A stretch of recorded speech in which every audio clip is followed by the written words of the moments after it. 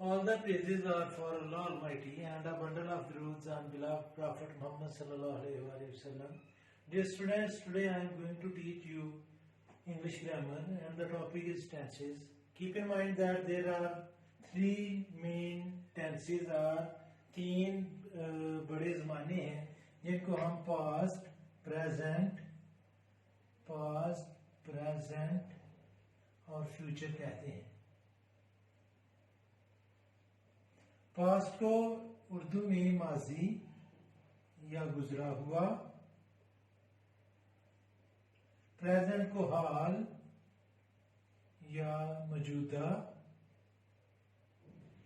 Future को मुस्तकबिल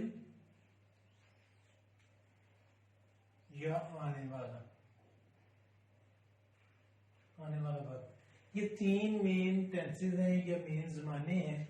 अगर इन तीनों को मैं इकट्ठा करके एक जगह इकट्ठा लेकर आऊं और फिर इन तीनों से आगे चार चार किस्में बनती हैं. जो पहली किस्म होती है वो होती है बच्चों इंडेफिनेट, दूसरी होती है कॉन्टिन्यूअस,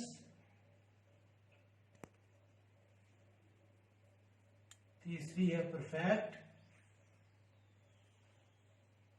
और चौथी है बच्चों परफेक्ट कॉन्टिन्यूअस.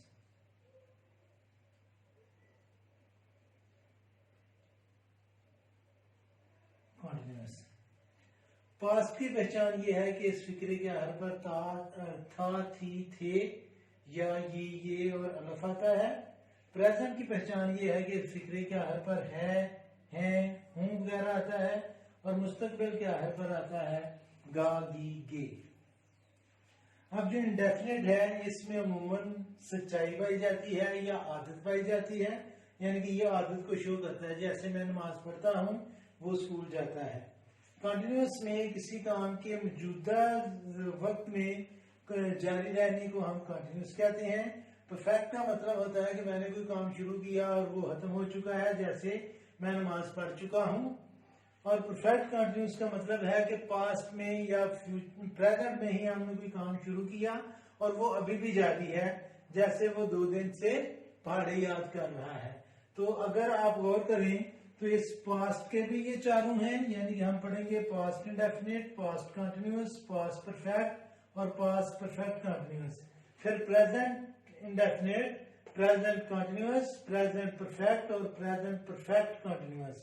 फिर future indefinite, future continuous, future perfect और फ्यूचर परफेक्ट कंटिन्यूअस. और ये जो फ्यूचर परफेक्ट कंटिन्यूअस होता है ये टेंस कोई नहीं है, क्योंकि फ्यूचर में भी कोई काम शुरू होगा और वो जारी रहेगा, इसके बारे में एम्बिग्युइटी होती है. इसलिए जो बहुत ज्यादा यानी क्वालिफाइड टीचर हैं वो फ्यूचर परफेक्ट कंटिन्यूअस को टेंस ही नहीं समझते. तो ये टोटल 12 हैं, लेकिन हम 11 पर ही कंसंट्रेट करेंगे. और अगर आपको इन बेसिक चीजों की समझ आ जाएगी तो आप सारी जिंदगी इंग्लिश बोलने में, इंग्लिश लिखने में कभी हिचकिचाएंगे नहीं. तो पहला टेंस जो मैं आज पढ़ाऊंगा आपको वो होगा प्रेजेंट इंडेफिनिट. प्रेजेंट इंडेफिनिट की 14-15 किस्में हमारे टीचर हारिद मुगल साहब ने हमें पढ़ाई थी. उनमें से मैं कोशिश करूंगा कि आज 2-3 किस्में आपको मैं बता दूं ताकि आप उन पर अबूर हासिल कर सकें. और फिर आहिस्ता आहिस्ता हम पूरी ग्रामर जो है वो 7-8 लेक्चर में कंप्लीट करने की कोशिश करूंगा. प्रेजेंट इंडेफिनिट या सिंपल प्रेजेंट बच्चों, इसकी पहचान ये होती है कि फिक्रे के आहर पर यानी कि जो आखिरी लफ्ज होता है वो ता है, ती है, ते है या ताहू आता है. जब हम इसको ट्रांसलेट करते हैं तो सबसे पहले हम लिखते हैं जी सब्जेक्ट, उसके बाद हम वर्ब की फर्स्ट फॉर्म यूज करते हैं और उसके बाद हम लगाते हैं ऑब्जेक्ट. अगर हमारा सब्जेक्ट थर्ड पर्सन सिंगुलर है, अगर सब्जेक्ट थर्ड पर्सन सिंगुलर है, थर्ड पर्सन सिंगुलर मीन कि ही, शी, इट या नेम सिंगुलर है, तो वर्ब के साथ एस या ईएस का इजाफा किया जाता है.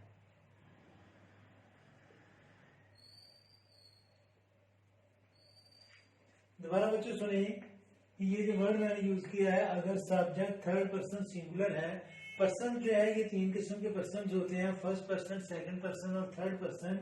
फर्स्ट पर्सन सिर्फ आई और वी है, सेकंड पर्सन यू है, बाकी जितने भी प्रोनाउन है या नाउन है वो सारे के सारे थर्ड पर्सन में आते हैं। तो यहाँ पर बात हो रही है थर्ड पर्सन सिंगुलर की। दो कंडीशनें हैं, एक तो थर्ड पर्सन होना चाहिए, दूसरा सिंगुलर होना चाहिए, यानी कि दो नेम एंड के साथ नहीं आने चाहिए और दे नहीं आना चाहिए। अगर आई, वी, यू, दे ये आ रहे हैं तो फिर हम वर्ब की फर्स्ट फॉर्म ही यूज करेंगे, उसके साथ एस नहीं लगाएंगे। यहाँ पर एक और बात आपको बताता चलूं कि जब हम कोई उर्दू का फिक्रा लिखते हैं तो उसकी बनावट ये होती है कि सबसे पहले सब्जेक्ट आता है, दूसरे नंबर पर ऑब्जेक्ट आता है और तीसरे नंबर पर फेल या वर्ब आता है। उर्दू फिक्रा मैं आपको बताता हूं कि उर्दू फिक्रा जब लिखा जाता है तो उसका सबसे पहले आता है जी फाइल, फिर आता है मफूल और एंड पर आता है फेल। लेकिन जब हम इंग्लिश में ट्रांसलेट करते हैं तो सबसे पहले हमने लगाना होता है फाइल और दूसरे नंबर पर इंग्लिश में हमने लगाना होता है फेल और तीसरे नंबर पर हम लगाते हैं मफूल, और इंग्लिश में हम इसको ऑब्जेक्ट कहते हैं, फेल को हम वर्ब कहते हैं और फाइल को हम सब्जेक्ट कहते हैं। तो इस बात को भी आपने ध्यान में रखना है कि जब भी कोई उर्दू का फिक्रा हमारे पास हो कि हमने उसकी ट्रांसलेशन करनी है तो उर्दू का अगर जो पहला नाउन या प्रोनाउन है वो फाइल होगा और वी हम शुरू में लिखेंगे। लेकिन जो हमारी वर्ब है इसकी सबसे बड़ी पहचान ये होती है कि इसके साथ पहचान जुड़ी होती है, वर्ब के साथ पहचान जुड़ी होती है। जैसे पढ़ना तो पढ़ता हूँ, खाना तो खाता हूँ वगैरह, यानी कि वर्ब की जो पहचान है इसकी दो पहचानें आपने ध्यान में रखनी है। एक तो वर्ब वो लफ्ज होता है जिसके साथ हम नून अल्फ ना लगा सकें, वर्ब वो लफ्ज है जिसके आखिर पर नून अल्फ ना लगाया जाए तो वो लफ्ज सही मानी देता है। जैसे खाना, पीना, रोना, जागना, पीटना, उड़ना वगैरह। इन लफ्जों के एंड पर अगर हम नून अल्फ ना लगाए तो वो लफ्ज अपनी सेंस देता है। लेकिन अगर आप गौर करें तो मेरे हाथ में मार्कर है तो मार्कर के आगे ना लगाएंगे तो कोई लफ्ज ही नहीं बनेगा। तो पहचान जो वर्ब की पहचान है, वर्ब वो लफ्ज होता है जिसके आखिर में अगर हम नून अल्फ ना लगाएं तो वो सही लफ्ज बनेगा। दूसरा जो ता है, ती है, ते है, जो पहचान होती है उससे पहले जो राइट साइड पर लफ्ज होता है वो अमूमन वर्ब होता है। और फाइल और मफूल ये दोनों नाउन या प्रोनाउन होते हैं, किसी चीज का नाम या उस नाम की जगह इस्तेमाल होने वाले लफ्ज जो है वो हो सकते हैं। अब मैं चंद दो तीन फिक्रे आपको करके बताता हूँ ट्रांसलेशन, कि इनकी ट्रांसलेशन हम करते कैसे हैं।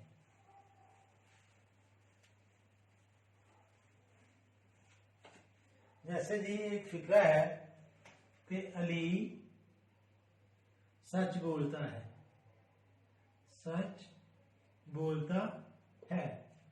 सबसे पहली बात की बच्चों जो आपने ध्यान में रखनी है कि आपने आखिरी लफ्ज देखना है। ये जो है ये हैंड पर आ रहा है, ये आपको बता रहा है कि ये प्रेजेंट है और जो है के साथ लफ्ज जुड़ा है ता है आ रहा है तो इसका मतलब है कि ये प्रेजेंट इंडेफिनिट का लफ्ज है। और ता है के साथ जो लफ्ज जुड़ा है ये हमारा वर्ब है, यानी कि जो ये बोलता है तो मैं इसको अगर बोलना कहूंगा तो इससे लफ्ज बन जाएगा। अली जो है ये हमारा सब्जेक्ट है और सच जो है ये ऑब्जेक्ट है। तो जब हम इसकी ट्रांसलेशन करेंगे, अली चूंकि नाम है किसी का तो ये थर्ड पर्सन सिंगुलर है, तो मैं लिखूंगा अली स्पीक्स द ट्रुथ। यहां पर बच्चों एक बात और आपको बताता चलूं कि सच बोलने की इंग्लिश स्पीक होती है और झूठ बोलने की इंग्लिश टेल होती है। जब आपको ये पूछा जाए कि वो झूठ बोलता है, वो झूठ बोलता है, तो यहां पर बोलता ये सच बोलने की इंग्लिश स्पीक लिखनी है आपने और झूठ बोलने की इंग्लिश आपने टेल लिखनी है। इसकी इंग्लिश कैसे लिखी जाएगी? ही टेल्स अ लाई। और झूठ से पहले आपने आर्टिकल ए को भी यूज करना है, ही टेल्स अ लाई। अगर प्रेजेंट इंडेफिनिट में कोई नफी फिक्रा आ रहा है यानी कि जिसमें नहीं लफ्ज इस्तेमाल हो रहा है तो उसको जब हमने ट्रांसलेट करनी है इंग्लिश में तो उसका फार्मूला होता है सब्जेक्ट प्लस डू या डज को हमने as a helping verb use करना है प्लस वर्ब की फर्स्ट फॉर्म और प्लस ऑब्जेक्ट। अब जिसमें डू और डज आ रहा होगा उसमें हमने वर्ब की फर्स्ट फॉर्म के साथ CIS नहीं लगाना क्योंकि वी या CIS यहाँ से डू के साथ लाकर डज आ जाएगा और अगर थर्ड पर्सन सिंगुलर के लिए हमें हेल्पिंग वर्ब यूज करना है तो डज यूज करेंगे और अगर हमने आई हुई यू दे और प्लूरल के लिए हेल्पिंग वर्ब यूज करना है इसमें तो फिर हम डू यूज करेंगे। जैसे मैं एक फिक्रा बोलता हूं कि मैं झूठ नहीं बोलता। यहाँ पर बच्चों एक और बात आपको बताता चलूं कि आप गौर करें कि इस फिक्रे के एंड पर है नहीं आ रहा, मैं झूठ नहीं बोलता, तो आपके माइंड में शायद ये आ जाएगा ये पास्ट इंडेफिनिट का फिक्रा है। तो बच्चों ये जो लफ्ज नहीं है असल में ये दो लफ्जों का मजमुआ है ना और है का। तो ये फिक्रा प्रेजेंट इंडेफिनिट का ही है क्योंकि वो जो आखिरी है वो हमने इस ना के साथ मिलाकर इसको नहीं कर दिया है। जब तक इसके एंड पर था नहीं आएगा ये प्रेजेंट का ही फिक्रा रहेगा। अगर ये होता कि मैं झूठ नहीं बोलता था तो फिर वो पास्ट इंडेफिनिट में जाएगा। अगर ये फिक्रा है कि मैं झूठ नहीं बोलता तो ये प्रेजेंट इंडेफिनिट का है क्योंकि जो है एंड पर आना था वो इसमें लिखा हुआ है।